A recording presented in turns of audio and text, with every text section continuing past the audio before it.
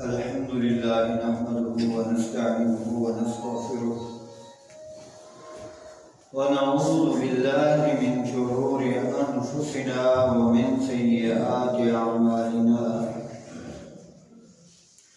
من يهده الله فلا مضل له ومن يضلله فلا هادي له وأشهد أن لا إله إلا الله وحده لا شريك له وأشهد أن محمدا عبده ورسوله اللهم صل على محمد وعلى آل محمد كما صليت على إبراهيم وعلى آل إبراهيم إنك حميد مجيد اللهم بارك على محمد وعلى آل محمد كما باركت على إبراهيم وعلى آل إبراهيم إنك حميد مجيد أما بعد فأعوذ بالله من الشيطان الرجيم بسم الله الرحمن الرحيم يا أيها الذين آمنوا لا تقدموا بين يدي الله ورسوله واتقوا الله إن الله سميع عليم رب اشرح لي صدري ويسر لي أمري واحلل عقدة من لساني يفقهوا قولي رب زدني علما رب زدني علما رب زدني علما گزشتہ جمعے کو بھی آئے وقت صاحب حضرات کے سامنے میں نے تلاوت کی تھی سورہ حجرات کی، اور اس آیت کے تحت اس کے ذیل میں نے جو بات آپ حضرات کے سامنے پیش کی تھی وہ یہ کہ دین کامل ہے، مکمل ہے، دین کو اللہ کی نعمت بھی کہا گیا ہے۔ کوئی چھوٹی سی بات بھی ایسی نہیں ہے جو شریعت میں رہ گئی ہو۔ نبی صلی اللہ علیہ وسلم نے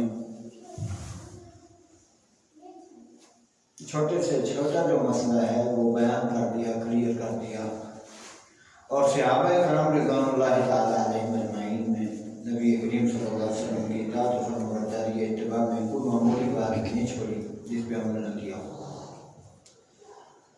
تو فرمایا اللہ اور اس کے رسول صلی اللہ علیہ وسلم سے آگے مت بڑھو۔ اب آگے بڑھنے کا مفہوم کیا ہے؟ کہ بدعات کا ارتکاب نہ کرو، شرک اور بدعات کا ارتکاب نہ کرو۔ آج اس مختصر سے وقت میں انتہائی زیادہ علمی بات آپ حضرات کے سامنے پیش کروں گا۔ وہ سب سے پہلے تو بدعت کا معنی کیا ہے، اور دوسرے نمبر پر بدعت جو ہے کتنی ڈینجر ہوتی ہے اور کتنی خطرناک ہوتی ہے، یہ دو باتیں دیکھیں۔ جو شخص بدعات کا ارتکاب کرتا ہے، بدعات کے اندر ملوث ہوتا ہے، وہ عجیب و غریب قسم کے اشعار جو ہے نا، باتیں پیش کرتا ہے، سننے والا دھنگ رہ جاتا ہے کہ جی دیکھو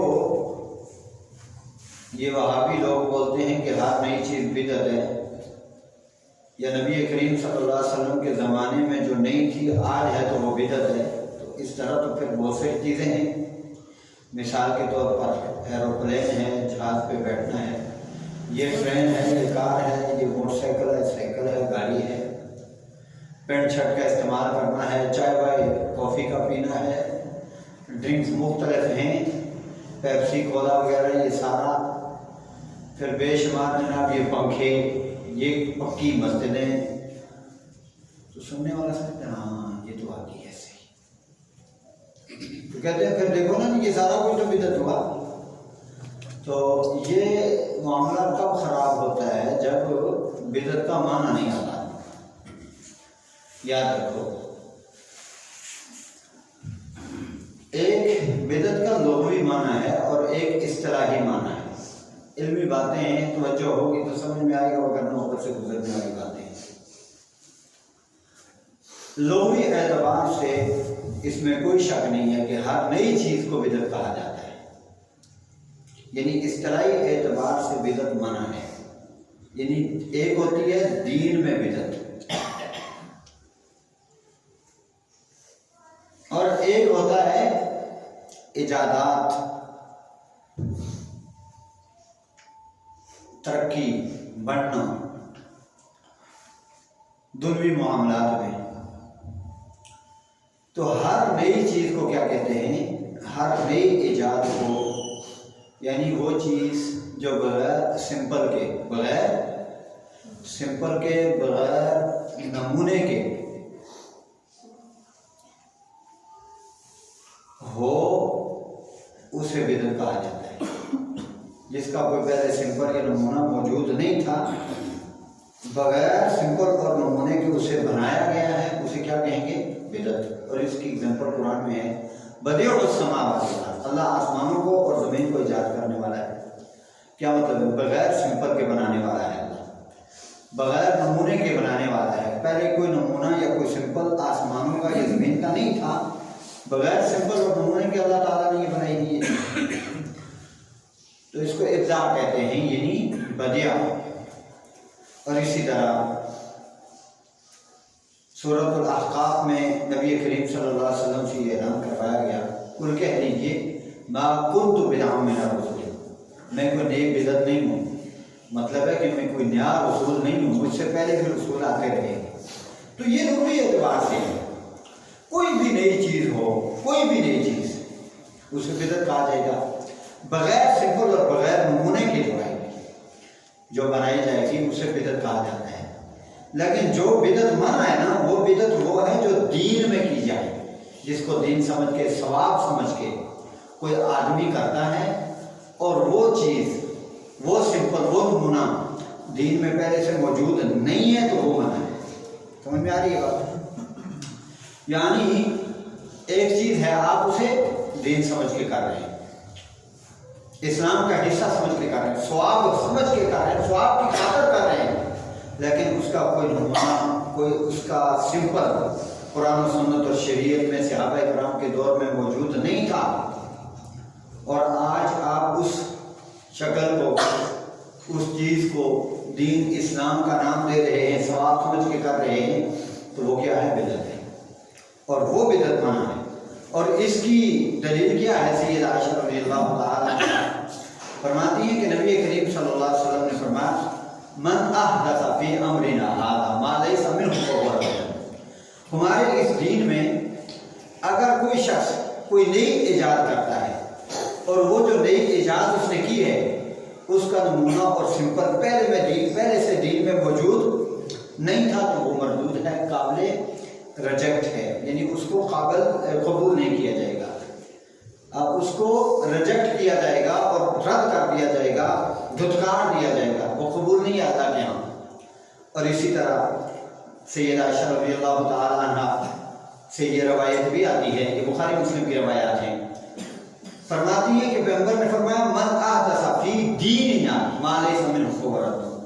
ہمارے دین میں اگر کوئی شخص نئی ایجاد کرتا ہے، کوئی ایسا کام کرتا ہے ثواب سمجھ کے، دین سمجھ کے، جبکہ اس کا کوئی سمپل اور نمونہ پہلے سے دین میں موجود نہیں ہے، تو وہ ریجیکٹ کر دیا جائے گا اور رد کر دیا جائے گا، دھتکار دیا جائے گا. اللہ کے ہاں اس کی کوئی قبولیت نہیں ہے. اور پیغمبر نے مزید فرمایا، من عمل عملا لیس علیہ امرنا فہو رد.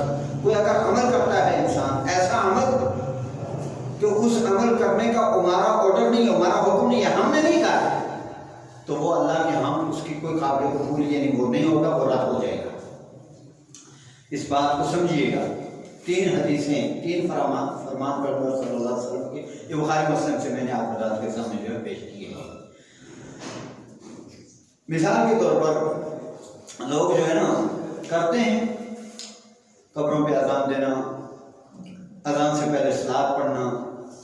عید میلاد النبی کا یہ اہتمام کرنا، یہ ساری یہ وہ چیزیں ہیں جن کو لوگ ثواب سمجھ کے کرتے ہیں اور دین سمجھ کے کرتے ہیں اور دین کا حصہ سمجھ کے کرتے ہیں، لیکن یہ چیزیں نہ قرآن میں ہیں، نہ سنت میں ہیں، نہ صحابہ کرام کے دور میں موجود تھی، نہ ائمہ کے دور میں۔ یہ ساری چیزیں ان کی کوئی حیثیت نہیں ہے، یہ ایک دین میں اضافہ ہے، ایجاد ہے، ایک نئی چیز کا دین کے اندر، اسلام کے اندر داخلہ ہے، لہذا اس کی کوئی حیثیت نہیں ہے اللہ کے ہاں، یہ قابل قبول نہیں ہے، مردود ہے، رد کر دیجیے۔ تو سمجھیے اس کا معنی، لغوی اعتبار سے ہر نئی چیز کو بدعت کہتے ہیں، اور لغوی اعتبار سے مطلب دین کی کوئی چیز ہو یا دنیا کی کوئی چیز ہو، لیکن اصطلاحی دینی اعتبار سے جب منع وہ ہوگی جب اسے دین سمجھ کے کیا جائے گا۔ ایروپلین یا گاڑیوں میں بیٹھنا یا مختلف قسم کے مشروبات پینا، مختلف قسم کی سہولیات کو حاصل کرنا اور ان کو لینا، یہ لوگ جو ہے بات سمجھ کے نہیں کرتے، کوئی دین سمجھ کے اسلام سمجھ کے نہیں کرتے۔ ہاں دین اور اسلام سمجھ کے اگر کوئی کرتا ہے تو پھر آبجیکشن وہاں لگے گا۔ لہٰذا دین کا وہ کام جیسے آپ دین اسلام کا حصہ اور ثواب سمجھ کے کر رہے ہیں، لیکن وہ دین میں اس کا کوئی نمونہ اور سپر موجود نہیں ہے، وہ بدعت ہے۔ تو مطلب یہ ہے کہ اللہ اور اس کے رسول سے آگے مت بڑھیے گا، یعنی بدعات کا ارتکاب نہ کیجیے گا۔ اب بدعت یہ کتنی ڈینجر چیز ہے، اور بدعت جو ہے کتنی بری چیز ہے کہ بدعتی آدمی جو ہے نا اللہ تعالیٰ کی رحمت سے محروم ہو جاتا ہے، اللہ کی رحمت سے دور ہو جاتا ہے۔ اللہ کی رحمت سے دور ہو جانا کتنی بڑی بد نصیبی اور بدقسمتی اور بدبختی ہے۔ سب سے پہلے کائنات میں اللہ نے اپنی رحمت سے دور کس کو کیا؟ شیطان کو۔ پتہ ہے شیطان اللہ کی رحمت سے کیا ہے؟ دور ہے، جنت سے دور ہے، محروم ہے۔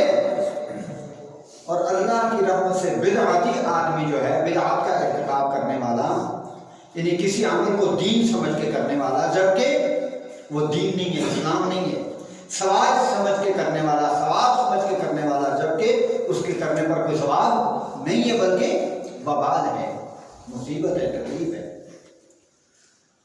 نبی کریم صلی اللہ علیہ وسلم نے 4 آدمیوں پہ لعنت فرمائی ہے، ان میں سے ایک بدعتی ہے جس پہ پیغمبر صلی اللہ علیہ وسلم نے لعنت فرمائی ہے۔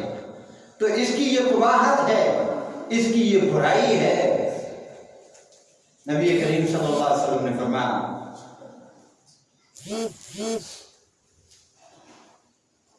لعن اللہ من لعن والدہ، لعن اللہ من ذبح لغیر اللہ، لعن اللہ من آوى محدثا، لعن اللہ من غیر منار العرش۔ 4 آدمی فرمایا اللہ اس آدمی پہ لعنت کرے، اللہ اس آدمی کو اپنی رحمت سے محروم کرے اور دور کرے، جنت سے محروم کرے، جو شخص اپنے والد کو گالی دیتا ہے یا اپنے والد پہ لعنت کرتا ہے۔ بہت بڑا گناہ ہے والدین کو ستانا، ان کو گالی دینا، ان پہ لعن تان کرنا۔ اللہ کے بعد چونکہ ان کا حق ہے، سب سے بڑا کائنات ہے۔ تو فرمایا اللہ اس آدمی پہ لعنت کرے، اللہ اس آدمی کو اپنی رحمت سے دور کرے، رحمت سے محروم کرے، جو اپنے والدین پہ، والد پہ خصوصاً، یہاں حدیث میں والد کا ذکر ہے، والد کو گالی دیتا ہے، والد پہ لعنت کرتا ہے۔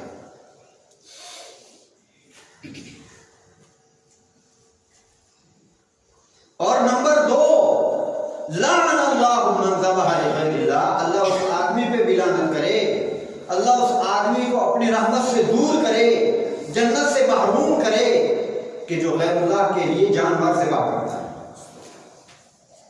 غیر اللہ کے لیے چڑھاوا چڑھاتا ہے۔ 3 قرآن کریم کے اندر 4 مقامات ہیں جہاں واضح طور پر اللہ تعالیٰ نے فرمایا وما اہل بہ لغیر اللہ، غیر اللہ کے نام پر جو چیز پکاری جائے، مشہور کر دی جائے، وہ حرام ہے۔ اور اس کی حرمت کو اللہ تعالیٰ نے سور کے ساتھ بیان فرمایا کہ جس طرح سور حرام ہے، خنزیر حرام ہے، ایسے ہی غیر اللہ کے نام پر چڑھاوا چڑھایا وہ حرام ہے۔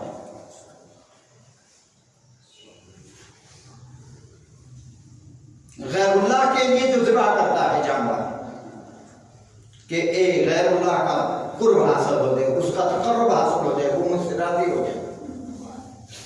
اور تیسرے نمبر پر فرمایا لعن اللہ من آوى محدثا، جو آدمی کسی بدعتی آدمی کی کیا کرتا ہے،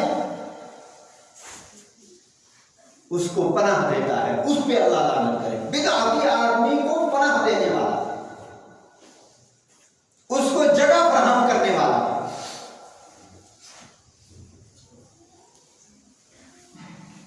یعنی بدعتی نہیں بلکہ بدعتی کی سپورٹ کرنا، اس کو پناہ دینا، اس کو جگہ دینے والا، اللہ اس پہ لعنت کرے۔ اور ایک اور فرمان ہے بہقی میں نبی کریم صلی اللہ علیہ وسلم کا، فرمایا من وقر صاحب بدعہ فقد اعان علی عدم الاسلام، جس نے کسی صاحب بدعہ کی، بدعت کرنے والے کی، بدعتی آدمی کی، بدعات کا ارتکاب کرنے والے کی توقیر کی، عزت کی، حوصلہ افزائی کی، تو گویا اس نے اسلام گھرانے پر، بیت اللہ کے ڈھانے پر، یا اسلام کا گھر گرانے پر اس نے مدد کی۔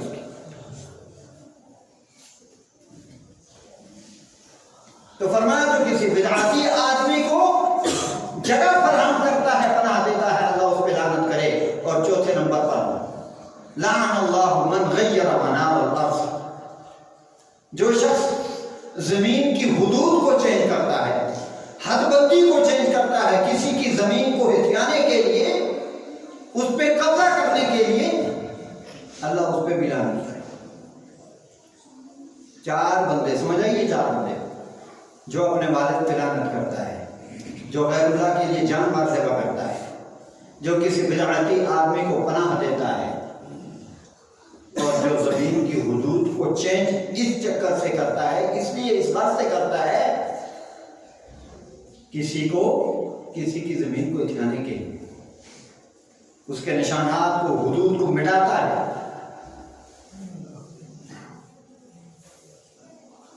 تو اللہ کی رحمت سے محروم ہے بدعات کا ارتکاب کرنے والا۔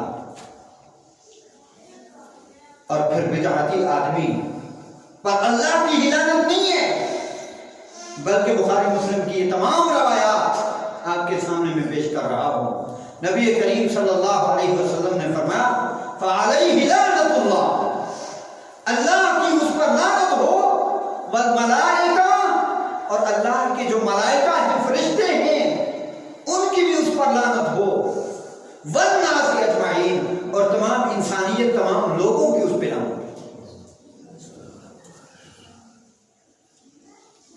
جو بدعات کا ارتکاب کرتا ہے، رسول اللہ صلی اللہ علیہ وسلم کی سنت کو چھوڑ کے بدعات پہ چلنے والا، اللہ اور اس کے رسول سے آگے بڑھنے والا، قرآن و سنت سے آگے بڑھنے والا،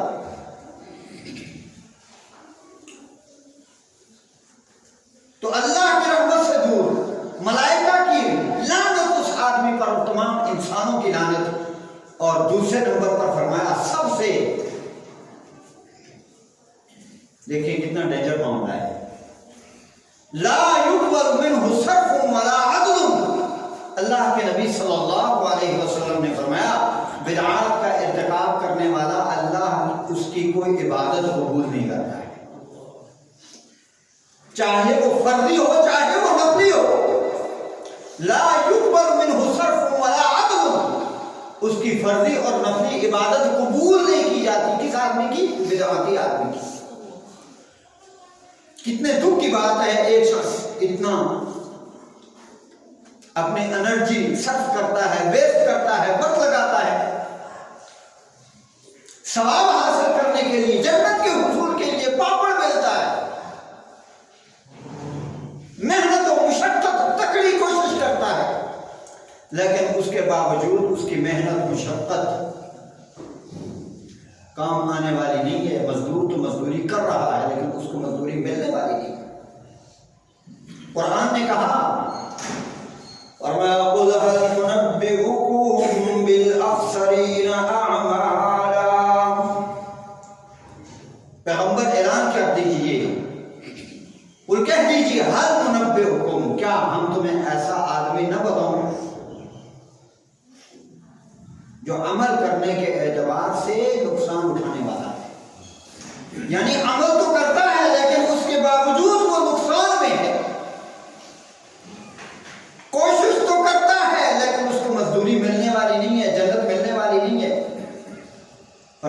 وہ ہے الذین ضل سعیہم فی الحیاۃ الدنیا وہم یحسبون انہم یحسنون صنعا.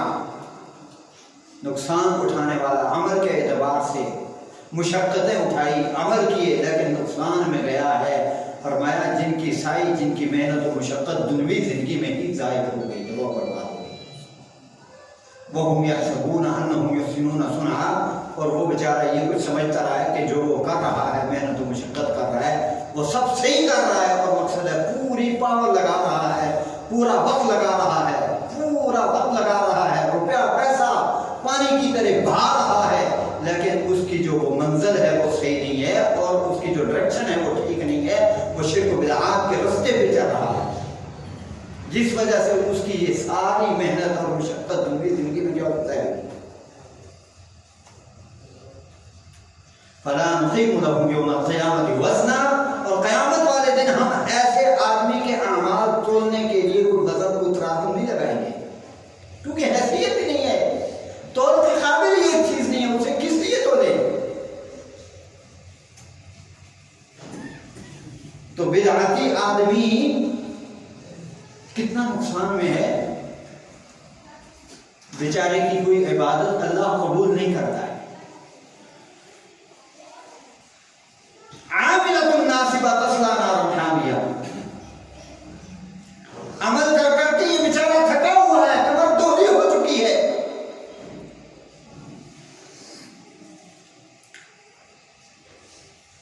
راتوں کو جاگتا ہے، عمرے پہ عمرہ کرتا ہے، حج پہ حج کرتا ہے، انفاق فی سبیل اللہ، اللہ کے راستے میں مال خرچ کرنے کا بڑا اہتمام کرتا ہے. لیکن سورہ غاشیہ کیا کہتی ہے؟ عاملۃ ناصبہ. عمل کر کر کے تھک جائے گا ایک آدمی، اور اس کے باوجود تصلی نارا حامیہ، جہنم میں وہ گر جائے گا، دیکھتی ہوئی آگ میں گر جائے گا. کتنا نقصان ہے. میں اور آپ اپنے اعمال کو پرکھیں، دیکھیں، اپنا محاسبہ کریں، حساب کریں. میری اور آپ کی ڈائریکشن ٹھیک ہے؟ اعمال ضائع کیوں ہوتے ہیں؟ شرک کی وجہ سے، ریاکاری کی وجہ سے، دکھلاوے کی وجہ سے، عمل ضائع بدعات کی وجہ سے ہوتے ہیں. یہ دو بڑے ریزن، دو بڑی وجہ ہیں. شرک کرنے والے کا جس طرح کوئی عمل قبول نہیں ہے، بدعاتی کا عمل بھی قبول نہیں.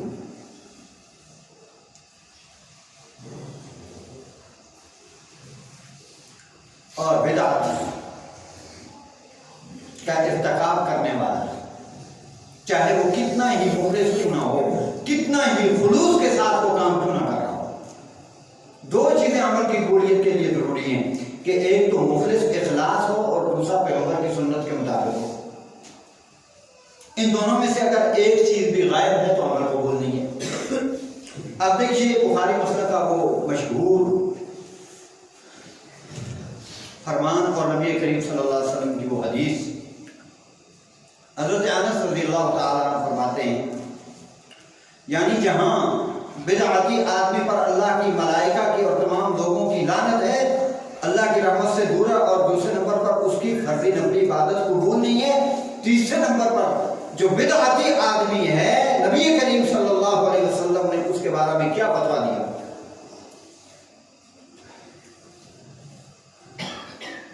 اب یہ حدیث پیش کرتا ہوں آپ کے سامنے. جناب انس رضی اللہ تعالیٰ عنہ فرماتے ہیں، جاء ثلاثة رهط الى النبی صلی اللہ علیہ وسلم. 3 آدمیوں کا قافلہ، مختصر قافلہ، پیغمبر صلی اللہ علیہ وسلم کی بیویوں کے پاس آیا. کیوں آیا؟ وجہ کیا تھی؟ کیا ریزن تھا؟ یسألون عن عبادت النبی صلی اللہ علیہ وسلم، کے پیغمبر کے عبادات کے تعلق سے پیغمبر کی بیویوں سے پوچھا. بیوی سے بہتر تو جانتا کوئی نہیں ہے نا کہ آپ کی خلوت جلوت، خصوصاً آپ کی تنہائی اور آپ کی خلوت کی جو عبادت ہے اس کے تعلق سے پوچھا جائے، آپ کی جو نفلی عبادت ہے اس کے تعلق سے پوچھا جائے. فلما اخبروا بها كأنهم تقالوها، جب انہیں بتائی گئی، پیغمبر صلی اللہ علیہ وسلم کی ایکٹیویٹیز بتائی گئی اور آپ کی مصروفیت بتائی گئی اور آپ کی عبادات کے تعلق سے جب بات بتائی گئی تو حدیث میں آتا ہے كأنهم تقالوها، گویا کہ انہوں نے اس کو کم سمجھا. پھر کہنے لگے اچھا قالوا این نحن، ہم کہاں اور نبی کہاں؟ اگر نبی عبادت کرتے ہیں تو کم کرتے ہیں، بدعت بھی سمجھتا نا کہ شاید کمی کو رہ گئی ہے، نہیں لہٰذا میں ہوں کمی پوری کر رہے ہیں۔ اب ہوا یہ، ایک کہنے لگا بھائی پیغمبر کہاں اور ہم کہاں؟ معاملہ تو پیغمبر تو وہ ہیں غفر اللہ ما تقدم من ذنبہ وما تأخر، پیغمبر کے اگلے پچھلے گناہ اللہ نے معاف کر دیے، ہیں ہی نہیں باتوں میں، گناہ کے ہیں ہی نہیں۔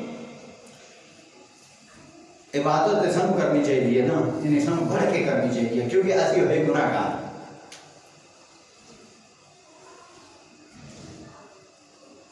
ایک کہنے لگا انا اصلی اللیل ابدا، ہمیشہ کنٹینیو ساری زندگی رات کو میں عبادت کروں گا، اللہ کی بندگی کروں، بڑے اخلاص کے ساتھ کہہ رہے ہیں۔ تو رات کو عبادت کرنا چنگی گل ہے مندی گل ہے؟ بدعت بھی کہتے ہیں اسی جو کر رہے ہیں چنگا کر رہے ہیں یا مندہ کر رہے ہیں نا بھائی، انہیں کیا جو ہے قبر کے ذہن نہ ہو۔ اگر کوئی فوت ہو گیا تو وفات تو بعد ایک رسم دے طور پہ جڑا ہے نا جا کے فاتحہ آکھنے آسی، جڑا آئے جی سگریٹ ادھر رکھے جی فاتحہ کو، فاتحہ کے اندر کوئی کلمہ ایسا میت حق بھی نہیں ہے۔ اور پھر دعا جڑی ہے نا، دعا آنکھوں کے بعد سمجھ آنی ہے، دعا ایسی ہوندی ہے کہ جس دعا کے اندر اللہ تعالیٰ کی تعریف ہوگی، سورہ فاتحہ ہوگی سب تو پہلے، پھر اس کے بعد درود شریف ہوگی، پھر میت حق بھی دعاؤں ہونے کے بعد سمجھ آتی ہے۔ لیکن فاتحہ کو ایک بندہ مجھے کہتا ہے فاتحہ تے ترجمہ سناؤ، میں فاتحہ تے ترجمہ سنایا، لیکن دیکھو اس میں کوئی بری بات تو نہیں ہے، میں تو کیا سمجھتا سے کوئی بری بات ہے، پھر تسی کیوں نہیں پڑھتے؟ میں ایسی دعا دکھا ہے نا جڑا تسی کہتے صرف فاتحہ نہ کوئی ماحول ہوتا ہے اتنے نہیں، بہترین یہ چیز ہے، بہترین یہ طریقہ کار ہے کہ قبر پہ جا کے دعا کی جائے، مسنون طریقہ سنت ہے۔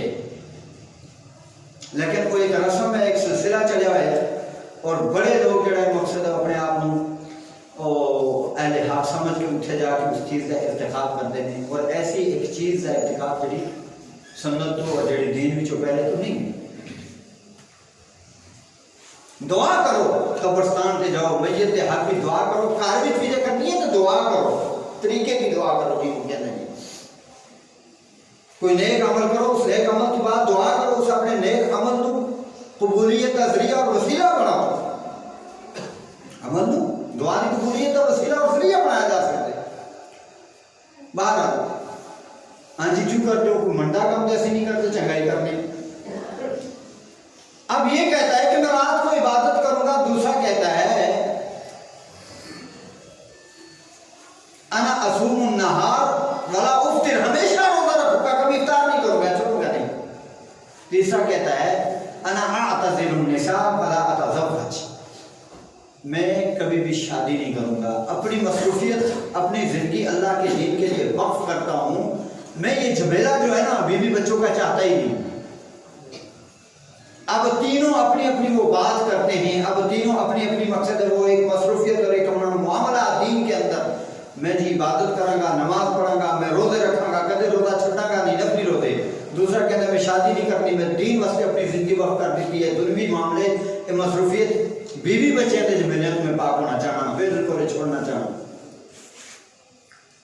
فجاء النبی صلی اللہ علیہ وسلم الیہم، تو نبی کریم صلی اللہ علیہ وسلم جب ان کے پاس آئے تو آپ نے فرمایا انتم الذین قلتم کذا وکذا، اچھا تم نے ایسا ایسا کہا ہے نا، ہاں جی کیا ہے وجہ؟ فرمایا یاد رکھو، واللہ واللہ اللہ کی قسم، انی لاخشاکم للہ، تمہاری نسبت میں اللہ سے بہت زیادہ ڈرنے والا ہوں، تم سب کی نسبت اللہ سے ڈرنے والا میں سب سے زیادہ ہوں، وَأَتْقَاكُمْ لَهُ، اور دنیا میں جتنے لوگ ہیں ان سب کی نسبت سب سے زیادہ تقوی والا میں ہوں۔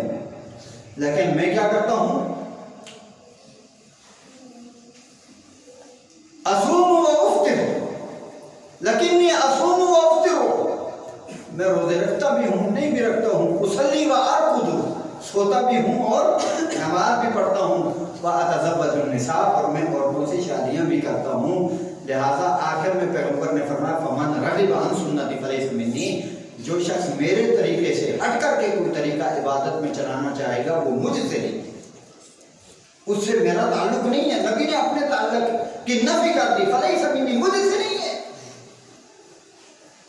اور بدعت یہ آدمی سمجھتا ہے کہ میں بڑا مقصد ہے، اچھا کام کر رہے ہیں، اور نبی کریم نبی صلی اللہ علیہ وسلم شاید کتنا ہی پسند ہونے، اللہ اور اس کے رسول نے پتہ نہیں کتنا پسند ہونے۔